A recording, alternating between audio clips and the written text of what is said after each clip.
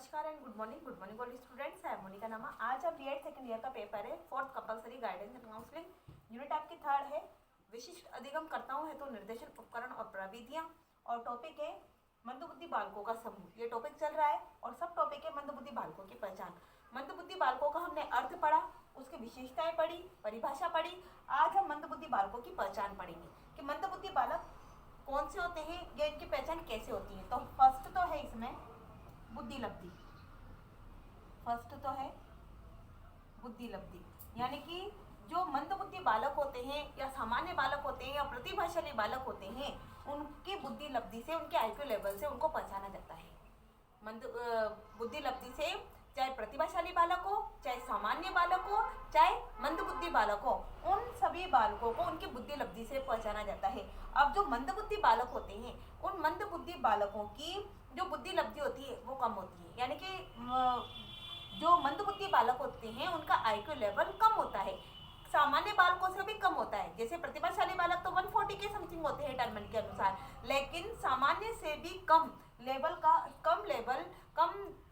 IQ level मंदबुद्धि बालकों का होता है, इससे इनकी पहचान होती है। साथ में यह है कि टर्मन ने 70 से कम बुद्धि लब्धि वाले बालकों को मंदबुद्धि बालक कहा है। उसी प्रकार से क्रो एंड क्रो ने भी 60-70 से कम बुद्धि लब्धि वाले बालकों को मंदबुद्धि बालक कहा है। इस प्रकार से इन बालकों की बुद्धि लब्धि, यानी कि इन बालकों का औसत आयु या IQ लेवल कम होता है, जो सामान्य बालकों से भी कम होता है। इसलिए इन बालकों की पहचान बुद्धि लब्धि के माध्यम से या बुद्धि लब्धि के द्वारा की जाती है। नेक्स्ट है सीखने की धीमी गति। सेकंड होता है सीखने की धीमी गति। सेकंड पॉइंट है सीखने की धीमी गति।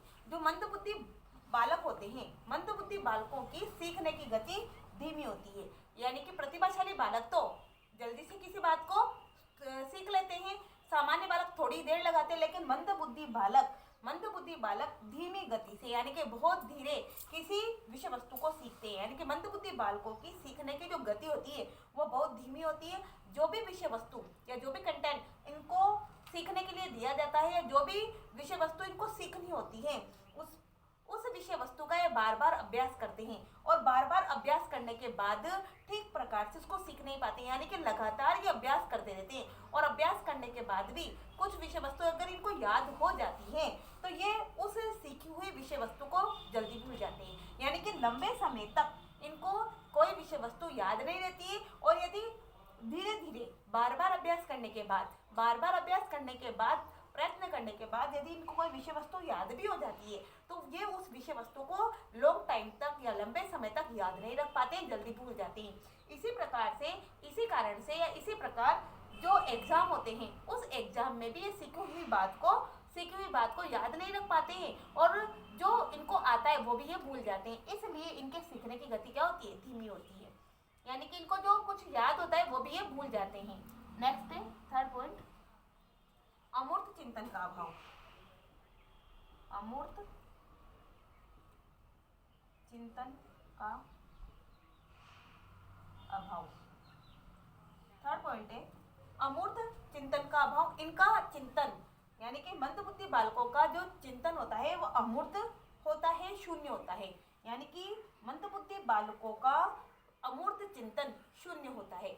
अमूर्त चिंतन का अभाव होता है, अमूर्त चिंतन का शून्य होता है, क्योंकि इन बालकों की जो कल्पना शक्ति होती है तथा जो सोचने समझने और विचार करने की जो क्षमता होती है वो शून्य होती है। अमूर्त चिंतन के अभाव से तात्पर्य ये होता है कि इनकी जो कल्पना शक्ति है, इनकी जो सोचने समझने की शक्ति है, सोचने समझने की क्षमता और कल्पना शक्ति इनकी शून्य होती है। ये किसी भी बात को चिंतन करके, यानी कि किसी भी बात का चिंतन करके या मनन करके या सोचकर समझकर उसका आंसर नहीं कर पाते। इनको सोचने समझने में टाइम लगता है, यानी कि मंदबुद्धि बालक सोचने समझने में टाइम लेता है, या फिर उस बात पर ध्यान नहीं दे पाता है। जो विषय वस्तु होती है, जो विषय वस्तु इनको, जिस विषय वस्तु से संबंधित इनको क्वेश्चन किया जाता है, उस विषय वस्तु पर ये ध्यान नहीं दे पाते हैं। तो क्या होता है इनका चिंतन, जो अमूर्त चिंतन है वो शून्य लेवल का होता है, शून्य टाइप होता है, शून्य होता है, यानी कि इनके अमूर्त चिंतन का इनमें अभाव होता है। सोचने समझने कल्पना कल्पना करने की शक्ति या क्षमता इनकी शून्य होती है और इनमें सोचने समझने की क्षमता के अभाव, सोचने समझने की क्षमता के अभाव के कारण ही इनका मानसिक विकास नहीं हो पाता है। यानी कि इनमें सोचने समझने की क्षमता नहीं होती है या शक्ति कम होती है, कल्पना शक्ति इनकी उतनी जागृत नहीं होती जितनी सामान्य बालकों की या प्रतिभाशाली बालकों की होती है। इस कारण से इनका मानसिक विकास नहीं हो पाता है और नई परिस्थितियों में या नवाचार में या नई टेक्नोलॉजी के साथ ये समायोजन नहीं कर पाते, नई टेक्नोलॉजी को ये नहीं सीख पाते हैं, उसमें रुचि नहीं ले पाते हैं। नेक्स्ट है फोर्थ, प्रत्यक्षीकरण का अभाव। प्रत्यक्षीकरण का अभाव,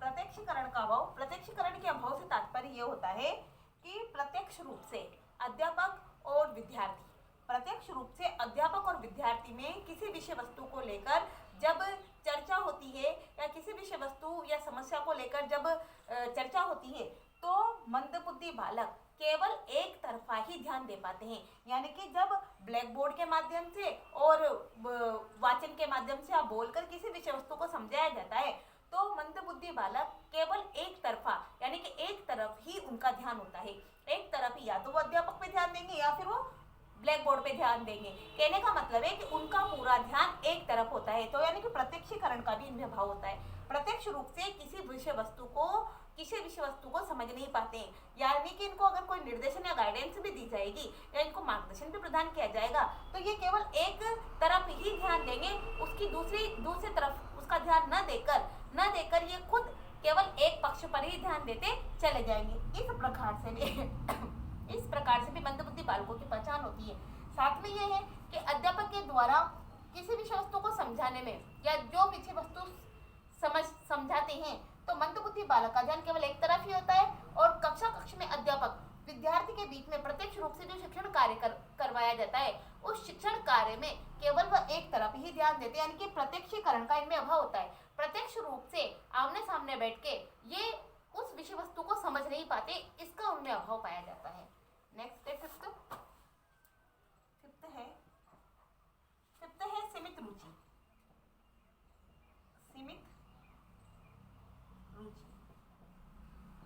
सीमित रुचि मंदबुद्धि बालकों की पहचान का फिफ्थ पॉइंट है सीमित रुचि। बिल्कुल कि मंदबुद्धि बालकों की रुचि सीमित होती है, बिल्कुल सीमित होती है। इसलिए सीमित होती है क्योंकि इनकी सोचने समझने की शक्ति, इनकी कल्पना शक्ति, इनकी सृजनात्मक